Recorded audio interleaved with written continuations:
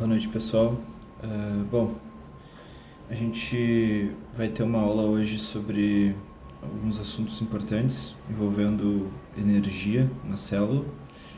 E, bom, eu vou tentar ser bem rápido, bem dinâmico nessa aula, já que eu estou gravando através do tablet, de uma forma diferente. Vamos ver mais ou menos como funciona, ver se vocês gostam dessa forma mais direta, indo mais direto ao ponto, vendo os gráficos. E claro, usando o material que vocês vão ter acesso também sempre na nossa sala de aula, tá bom? Então, começando sobre respiração celular e fermentação. Basicamente, a gente está vendo aqui são dois processos de obtenção de energia dentro da célula. Mas como assim? A gente tem moléculas energéticas que vocês viram nas outras aulas, por exemplo, um açúcar, e a gente quer extrair a energia que tem ali dentro. Porque para fazer essa molécula, preciso gasto de energia. Então, tu construiu uma molécula, agora ela é uma molécula que possui energia na sua formação, e se tu quebrar essa molécula, tu vai conseguir liberar a energia que contém nela. Pelo menos parte da energia tu vai conseguir aproveitar para o funcionamento e manutenção do organismo. Tá? Então, são processos de quebra. Vamos lá, eu vou tentar ser bem direto. Aqui nessa primeira figura, a gente consegue ver, por exemplo, um esquema muito simples onde a glicose, que é aquele nosso açúcar de 6 carbonos, ele está sendo quebrado, literalmente, e liberando energia.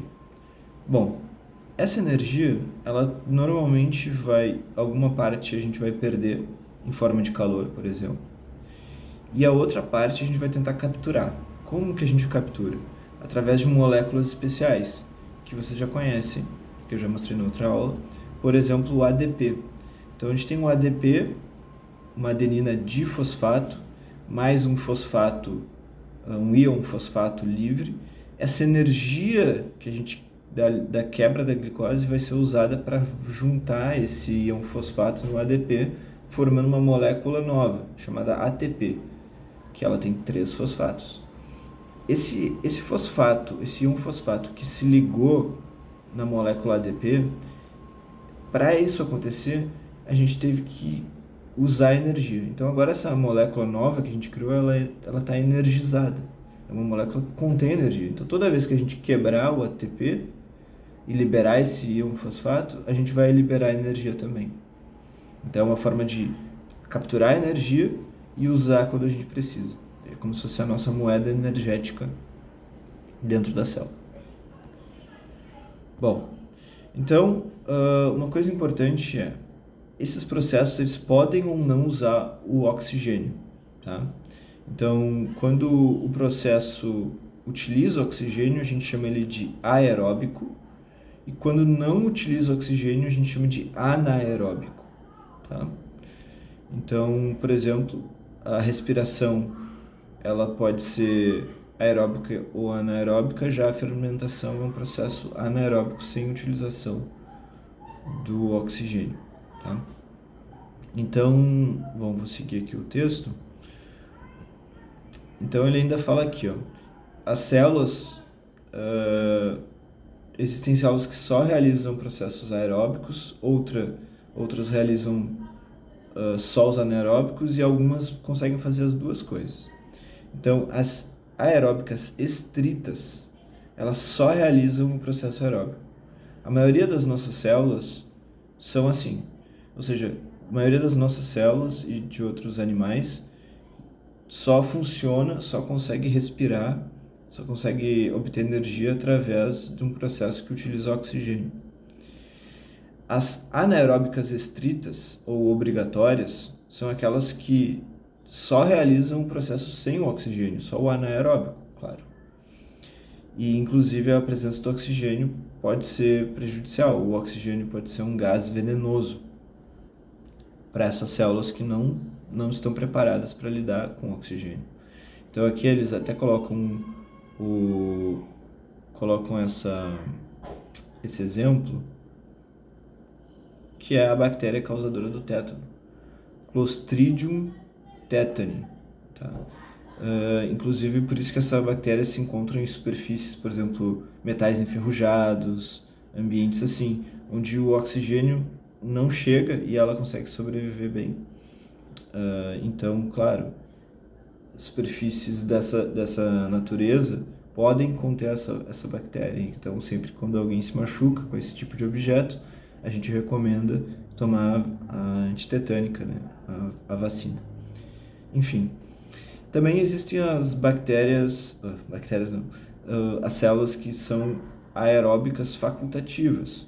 São células que podem fazer o processo aeróbico e o anaeróbico. E como que ela escolhe? Normalmente é dependendo da disponibilidade do oxigênio. Se tem oxigênio, ela é aeróbica. Se não tem, ela se torna anaeróbica. Ela vai para esse caminho. Tá?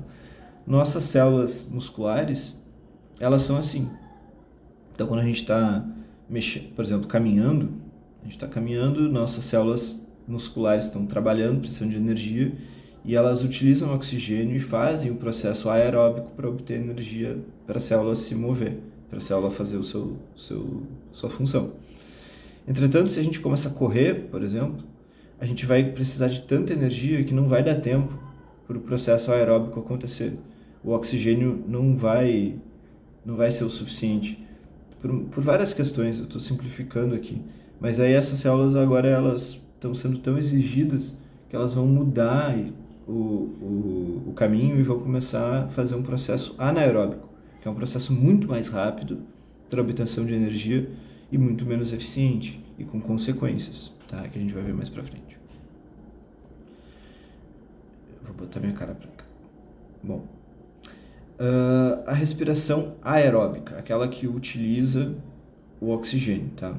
Então, eu vou mostrar aqui esse pequeno esquema. Eu vou tentar sempre focar nos esquemas.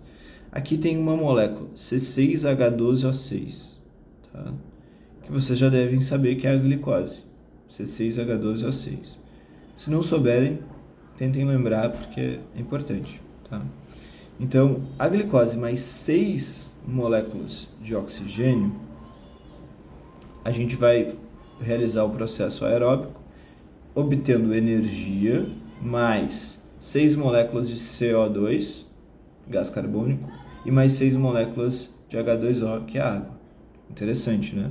A gente utilizou o oxigênio, obteve energia através, né, da molécula de glicose e liberou água e gás carbônico. Então, vocês conseguem fazer uma relação direta com a nossa respiração. Quando a gente inspira, a gente está atrás de oxigênio, e quando a gente expira, a gente está liberando gás carbônico. O oxigênio está sendo usado lá pelas nossas células. E de onde vem o gás carbônico? Lá das nossas células também, tá certo? Bom, vou passar aqui.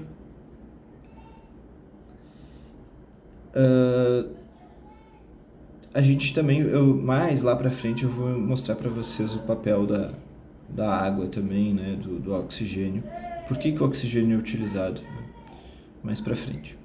Então, quando a energia é liberada pela reação, quando há energia liberada pela reação, a gente vai sempre perder um pouco em forma de calor, tá? Isso é interessante, você sempre pensar que nunca é uma reação perfeita, onde toda a energia é aproveitada. E parte é utilizada na fosforilação de moléculas de ADP. Por que é fosforilação? Porque a gente está botando um fosfato naquela molécula de ADP, certo? Para formar o quê? O ATP, como eu mostrei para vocês antes. Certo, bom, isso você já sabe. Então, outra coisa importante, a respiração aeróbica é feita a partir de glicose e pode ser subdividida em etapas básicas. Glicólise, glico de glicose e lise de quebra, ciclo de Krebs, e tem outros nomes para essa etapa, e cadeia respiratória. Cadeia respiratória super importante, ciclo de Krebs também. Vamos falar um pouco de cada um. Bom, na glicólise, ela ocorre no hialoplasma da célula. Lembra o hialoplasma, o citoplasma, que é basicamente o conteúdo da célula, onde todas as outras organelas estão boiando dentro. Tá? Boiando não é uma boa expressão, mas estão todos dentro desse composto formado principalmente por água, proteínas, sais minerais e tudo mais. Então, consiste numa sequência de reações que tem como finalidade a quebra, como eu já falei antes para vocês. Mas quebrar o quê? Uma glicose, que tem quantos carbonos? 6. Então, a gente quebra 6, vai ter 2 moléculas agora, cada uma com 3 carbonos. A gente chama essas moléculas de ácido pirúvico ou piruvato, tá? É importante decorar esse nome? Não é tão importante assim, até é a parte menos importante de decorar os nomes.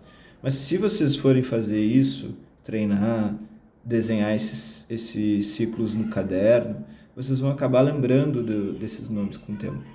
Então, não tentem decorar, tentem entender, e os nomes vão aparecer conforme vocês se aprofundem no assunto ou não, tá?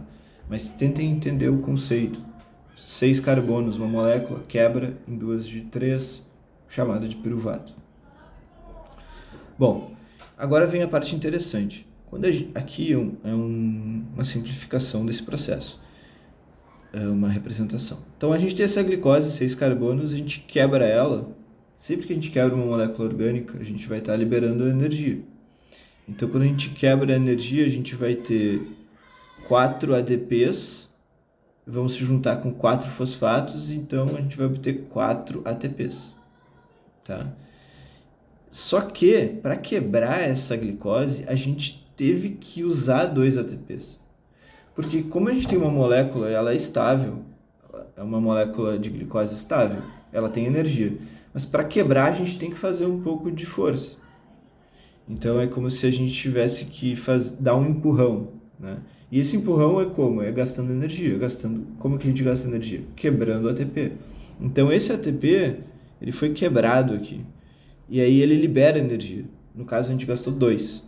E aí vai sobrar 2 ADPs mais 2 fosfatos livres. Só que quando a gente quebra, a energia que se libera dá para a gente formar 4 ATPs. Então a gente tem um saldo aí, saldo positivo de 2. Gastou 2 para ganhar 4. Sobraram 2 positivos, beleza? Mas não só isso, a gente também vai obter prótons, tá? A gente vai obter os hidrogênios, vamos chamar assim, 2 hidrogênios. E quem que vai capturar esses hidrogênios? Outras moléculas chamadas NAD. NAD, e aqui também outro NAD. Então, a gente vai conseguir 2 NADs. Cada um vai pegar 2 hidrogênios. Então, o NAD ele vai se transformar em NADH2. Eu não sei qual é o melhor termo para decorar isso, mas os NADs eles vão virar NADH2. Então, tu capturou esses hidrogênios que estavam sobrando na reação de quebra da glicose. E tu obteve esses NADs.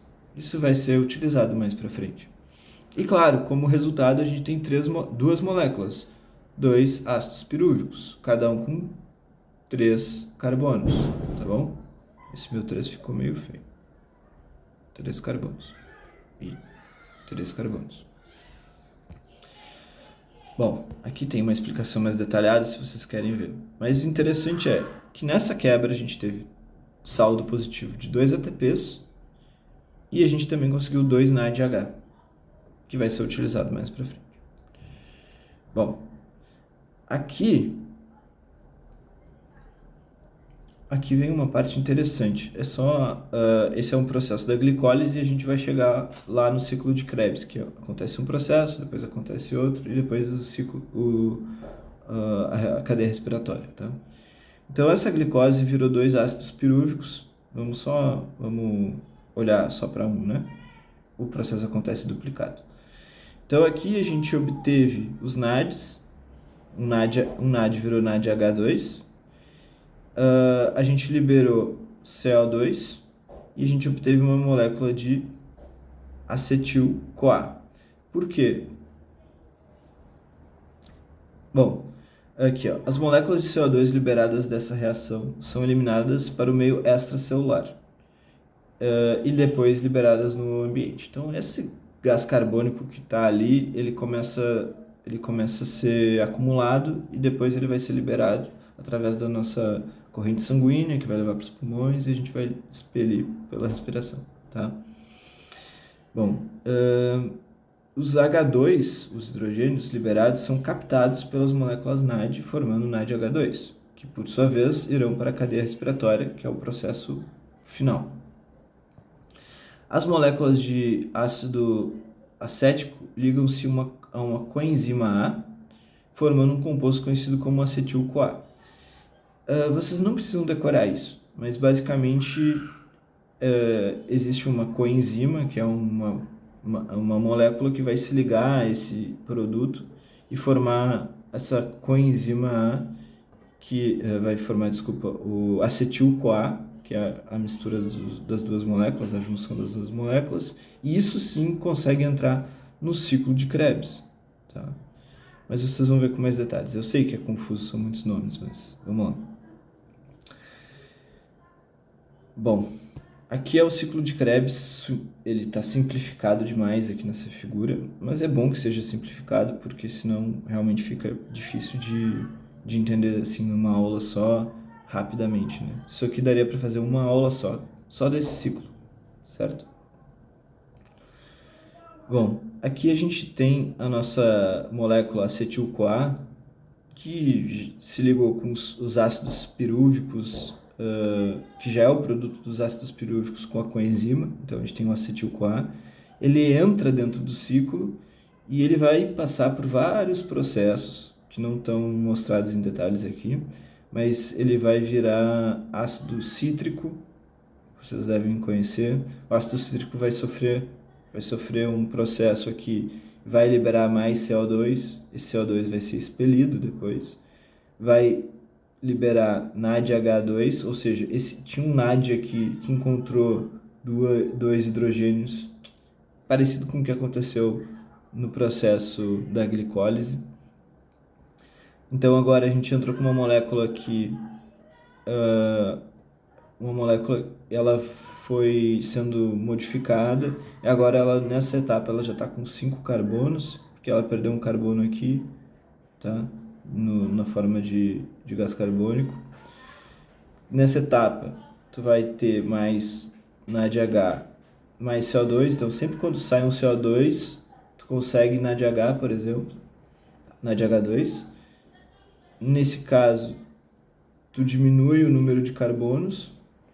E aqui nessa etapa, de 5 carbonos para 4, tu consegue um ATP. De novo, pessoal, é super simplificado aqui. Talvez eu tenha que fazer até uma aula mais profunda se vocês tiverem dúvidas, se vocês quiserem entender mais a fundo o ciclo. Mas por enquanto, a gente está sendo simples porque tem muito conteúdo. Nessa parte aqui, o ciclo ainda consegue obter o FADH2. Vocês não conhecem o FAD, mas ele é muito parecido com o NAD. Ele tem, digamos assim, o mesmo papel de capturar os H2, tá certo? E também tu consegue outro NADH2, certo? Ao final desse ciclo, tu vai ter uma molécula que é o ácido oxalacético, que tem 4 carbonos. E ele vai se ligar com acetil-CoA e vai formar uma molécula de 6 carbonos e vai voltar todo o ciclo.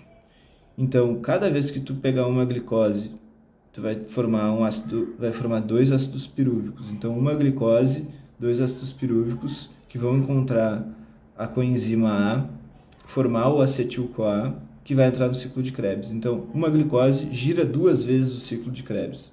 E quando tu gira um ciclo de Krebs, tu vai liberar mais carbono, gás carbônico, vai obter os NADH2 e o FADH2, além de ATP, que é o que a gente está interessado. A gente está interessado em ATP. Então, só para vocês verem aqui, ó, o esquema do... Tá. Aqui ele fala das degradações, né, de 5 carbonos para 4 carbonos e ir diminuindo, mas é importante ver... Bom, acho que mais para frente tem um resumo de quantas moléculas a gente obteve. Mas tudo bem, a gente pegou uma glicose e conseguiu obter ATPs e NADH2 e FAD-H2 também. Agora, como a gente aproveita mais essa molécula? A gente quer tirar o máximo de energia. Então essas moléculas NADH2 e FAD2, elas também têm energia. Elas, de alguma forma, elas carregam, elas têm uma ligação, elas ligaram com H2 e a gente quer extrair mais energia para formar mais ATP. Só que para isso a gente precisa de um processo mais complicado, mais complexo, que acontece lá dentro da mitocôndria. Vocês lembram que a mitocôndria ela tinha... Deixa eu ver se eu consigo desenhar aqui. Mas ela era basicamente uma molécula assim, uma organela assim, e dentro ela era toda cheia de voltinhas, por exemplo assim, que eram membranas internas que ela tinha. Então existe aqui, a gente tem a membrana externa dela e tem a membrana de um compartimento interno dela. Então existe um espaço aqui dentro e um espaço dentro das cisternas da mitocôndria. Isso vai ser importante, ter essas delimitações, né? Lembra que eu falei para vocês, sempre que tiver compartimentalização, existe possibilidade de processos mais complexos dentro. Então aqui, ó. Então a gente tem a matriz, a membrana externa aqui e a membrana interna aqui, tá? Então aqui a gente chama de matriz mitocondrial e aqui é o espaço intermembrana, certo? Vocês vão ver por que isso é importante. Bom, aonde está a energia? Aonde está a energia? A energia está nessas ligações, os NAD-H2. A gente tem energia aqui. Então a gente vai quebrar o NADH2 em NAD. Quando a gente faz isso, a gente vai liberar H+, ou seja, íon hidrogênio. Por que tem esse positivo? Porque ele está faltando um elétron. Então a gente tem 2 Hs mais e um elétron. Da onde é esse elétron? Era desses átomos, vou chamar assim. Tá? E por que isso é importante? Porque agora a gente tem essas proteínas aqui, ó, que é o complexo 1, complexo 2, a ubiquitiona, complexo 3, citocromo C, complexo 4 e ATP sintase. Todas essas proteínas, elas são proteínas de membrana, tá vendo? E elas têm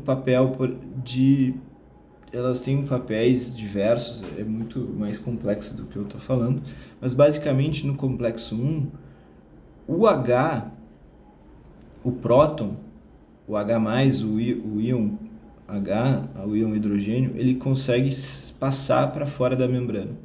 Então ele sai da matriz e vai para o espaço intermembrana. Quando ele faz isso, o elétron, ele entra, ele consegue ser capturado pelo complexo 1. Tá? E o que acontece? O próton aqui, do hidrogênio, ele vai ficar acumulado no espaço intermembrana. O FAD, lembra? O FAD é a mesma coisa. O FAD, ele libera um elétron e um próton. Esse elétron, ele é capturado pelo complexo 2 e se junta com outro elétron e ele vai passando por todos esses passos, né? Todas essas proteínas. Então aqui no complexo 3, outro íon hidrogênio passa para o outro lado. E vejam que a ideia é os elétrons eles vão sendo armazenados aqui dentro desse complexo de proteínas, a cadeia respiratória, e todos os prótons, toda a carga positiva vai indo para fora. Então a gente vai carregando o espaço intermembrana positivamente, tá? Isso é muito importante. Quando chega aqui no complexo 4, a gente captura o elétron. Essa é a ideia. O elétron ou os elétrons eles vão passando por esse caminho. Quando ele chega no complexo 4, de novo, pessoal, estou simplificando a história, ele vai ser capturado. Mas quem que captura o elétron? Porque o elétron é uma coisa, né, uma carga negativa, ele tem que ser capturado.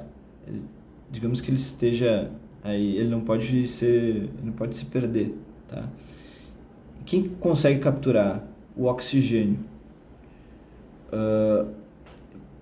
Por que isso é importante? Porque o oxigênio, quando ele captura, ele também se une agora com um hidrogênio e forma o H2O, que vocês conhecem, que é uma molécula de água. Mas quem que conseguiu capturar o elétron? Quem que foi, como que aqui diz, o oxigênio é o receptor final dos elétrons. É o oxigênio que consegue finalizar esse ciclo. Quando tu faz isso, se tu não tiver oxigênio, tu não consegue completar esse ciclo, tu não consegue fazer o elétron correr aqui dentro. Ele não tem o destino final dele e aí o ciclo não funciona. Por isso que o oxigênio é tão fundamental para nós, porque ele participa aqui dentro, né? Principalmente aqui dentro. Bom, então a mitocôndria, para funcionar, para ela ter a cadeia respiratória funcionando, ela precisa do oxigênio, porque ele é quem vai receber esse elétron que foi liberado lá dos NADH e dos FADH2. NADH2 e FADH2. Bom, então a gente formou uma molécula de água. Só que tem uma outra coisa. Agora, quando o elétron volta aqui para dentro, então a gente basicamente está carregando o lado externo de forma positiva e o interno de forma negativa. O que é a tendência? É o equilíbrio. Então, quando a gente faz um gradiente, tem um potencial elétrico aqui. E o próton, ele tá, o H+, ele tá louco para entrar, para equilibrar as coisas. Então tem uma pressão acontecendo, uma pressão elétrica. Eu sei, os termos não são perfeitos. Peçam para o pessoal da química falar perfeitamente, mas para vocês entenderem, para ser didático. Então, uma hora esse H+, ele vai querer entrar. E tem alguém que deixa ele entrar, tá? Que é a nossa ATP sintase. O nome já diz tudo, ATP sintase. Ele sintetiza ATPs, ele produz ATPs. Porque quando esse H+ passa aqui dentro, existe quase como se fosse uma máquina mesmo, um mecanismo. Essa ATP sintase, ela tem um movimento e ela transforma a energia química, potencial elétrica em química, enfim, eu não sei bem qual o termo mais adequado no momento, mas basicamente essa energia, essa passagem aqui faz com que exista a possibilidade de um ADP se conectar com um fosfato, com um íon fosfato, formando o quê? ATP.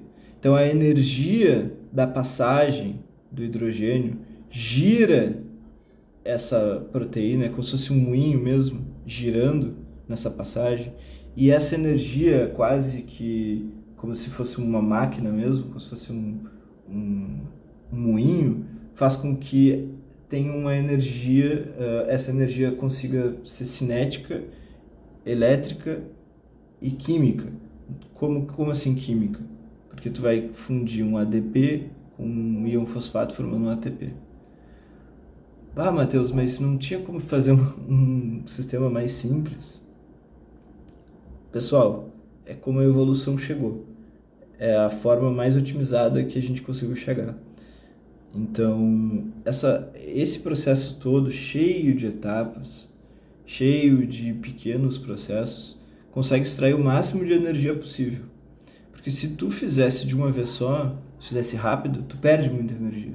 Então tu faz um processo muito lento no sentido de vários passos, né? Porque isso acontece numa taxa muito alta dentro da célula. Mas tu deixa bem complexo para tu conseguir extrair tirar pequenas energias e conseguir capturar isso. E foi assim que os organismos conseguiram, que a evolução levou até esse processo, tá? Eu sei que é muito difícil, é complicado, tem muitos detalhes, essa figura é bem simplificada, se a gente for olhar com muito detalhe vai ser talvez mais fácil de entender, mas vai gastar muito mais tempo, tá? Bom, então basicamente a gente, aqui ó, o complexo ATP sintase extrai energia química dos íons hidrogênio para sintetizar ATP. Tá? Isso é muito muito interessante. Agora, só para vocês terem uma noção aqui, ó. O saldo energético da respiração aeróbica. Glicólise, produzidos 4 ATPs, como eu falei para vocês, mas a gente gasta 2, então saldo positivo 2. Tá? Ciclo de Krebs. Cada ciclo produz 1 ATP. Como são 2 ciclos por glicose, o saldo é 2. Então, assim, o ciclo de Krebs muito mais complicado faz a mesma coisa que a glicólise, né, de saldo. Mas lembra, o ciclo de Krebs produz aquele monte de NAD e FAD, tá? Que vão ser usados aonde? Na cadeia respiratória. Então, cadeia respiratória, cada NAD H2 proporciona a síntese de 2,5 ATPs. Como são produzidos 10 NADs por glicose, a partir deles são produzidos 25 ATPs. Pessoal, é uma diferença brutal entre a glicólise, né, quando tu só quebra. Então, se tu só quebrasse, tu ia parar em 2. Só que esse processo do ciclo de Krebs mais cadeia respiratória, tu extrai muito mais energia. Claro, é muito mais complicado, mas tu extrai muito mais, vale muito a pena. Então, cada FAD proporciona a síntese de 1,5 ATPs, são 2 FADs por glicose, né? Lembra, no ciclo saía 1 FAD, tu fazia 2 vezes por glicose, tu vai ter 3 ATPs. Então, o saldo total, 2 mais 2 mais 25 mais 3, 32 ATPs por glicose. É impressionante, assim, a gente consegue extrair muita energia de uma molécula de 6 carbonos. Claro, aqui ele ainda fala, né, que a gente tem gasto energético de 2 ATPs, então um saldo 30 ATPs. Enfim, mas o que vocês têm que decorar aqui e lembrar? A cadeia respiratória, junto com o ciclo de Krebs e a glicólise, utilizando o oxigênio dentro da mitocôndria, produz muito mais energia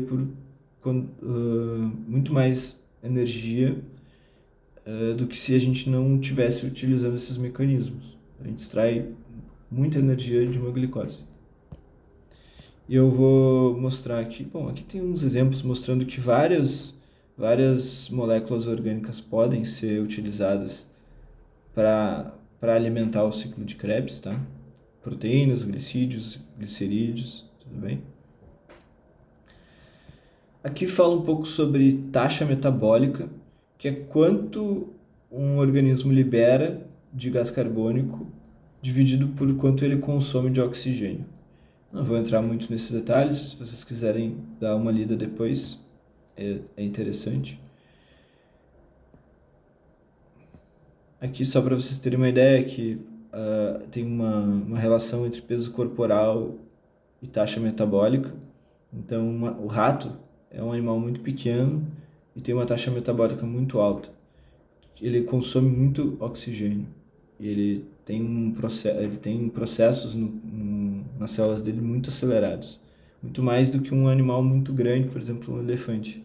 Então é como se tu tivesse um organismo acelerado em relação ao outro. Como assim? Tu tem processos acontecendo numa escala muito maior no rato do que no elefante, tá? Então, por exemplo, plantas ou animais que têm uma vida, por exemplo, uma tartaruga, animais lentos, literalmente lentos até, pode ter uma relação que a taxa metabólica é muito menor. Quanto um animal, por exemplo, um coelho, tem inclusive uma vida menor, né? Tempo de vida menor, ele vai ter uma taxa metabólica muito maior. O coração vai bater mais acelerado, vai respirar mais e tudo. Enfim, deem uma olhada se vocês tiverem interesse. Bom, e agora eu vou falar rapidamente, pessoal, da respiração anaeróbica, aquela que não utiliza ausência total de oxigênio, tá? Ausência total de oxigênio. Bom,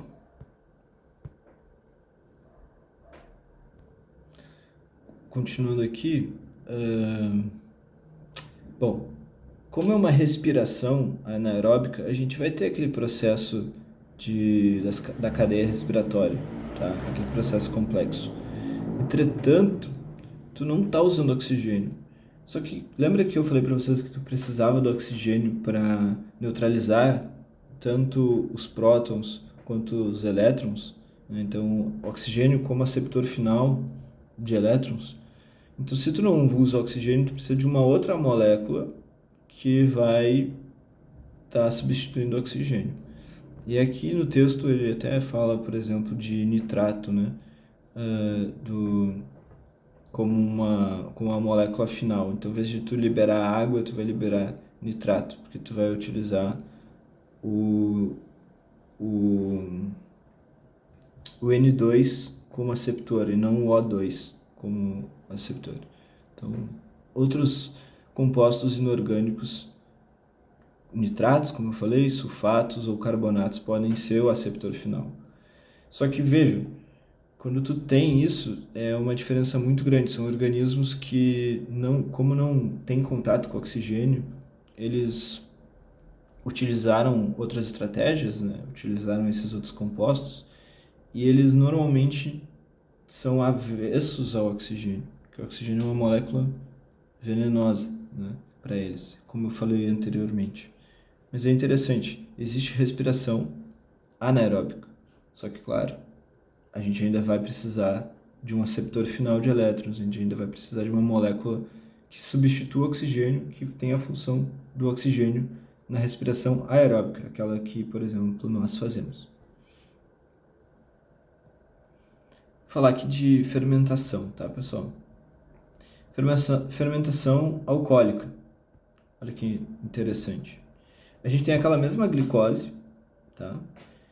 Que tu vai usar 2 ATPs para quebrar, tu vai liberar 4 ATPs, saldo 2, e tu vai ter de novo 2 hidrogênios, mais 2 hidrogênios, formando NADH2. Né? O NADs capturam os hidrogênios, tu forma 2 moléculas de NADH2.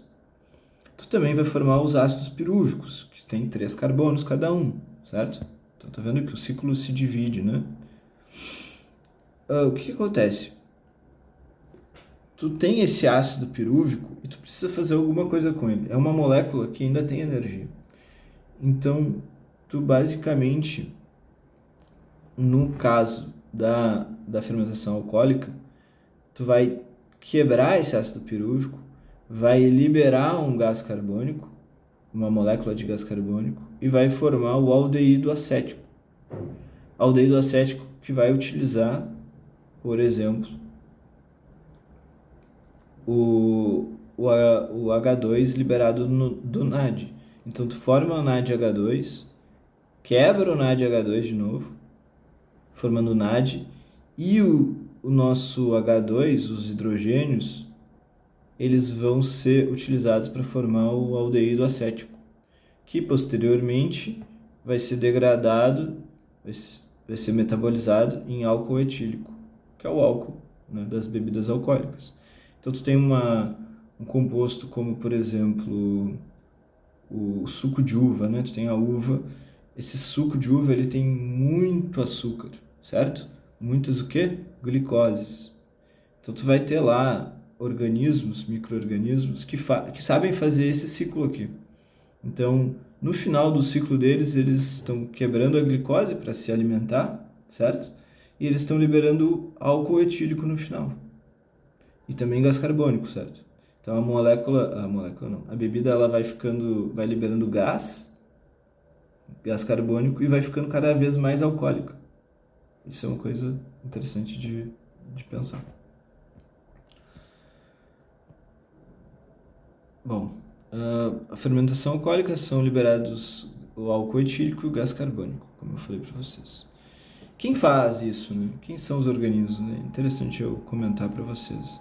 Então, são algumas espécies de fungos, as leveduras, que a gente também utiliza, por exemplo, para fazer pão.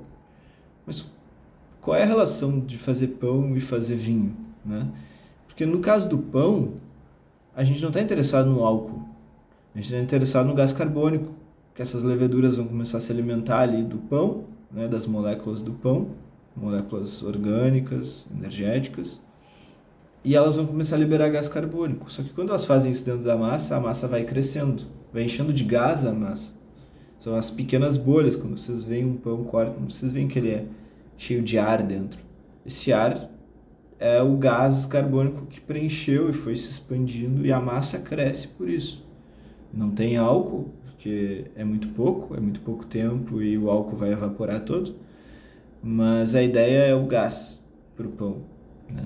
Isso é bem interessante. E o mais conhecido de todos é o Saccharomyces cerevisiae. Então, a cerveja, talvez vocês consigam associar, né? Cerevisiae com cerveja. Talvez seja uma boa relação. E também, né, os nossos fermentos biológicos, como eu estava falando para vocês. Ele faz tudo, ele faz cerveja, ele faz pão. É um animal não, né? É um fungo, um fungo muito, muito, muito, muito importante para a vida do ser humano, né? Para a economia e tudo mais. Então, é interessante vocês saberem disso. Aqui outra coisa interessante de ver é outros tipos de fermentação. No caso, essa aqui é a fermentação láctica.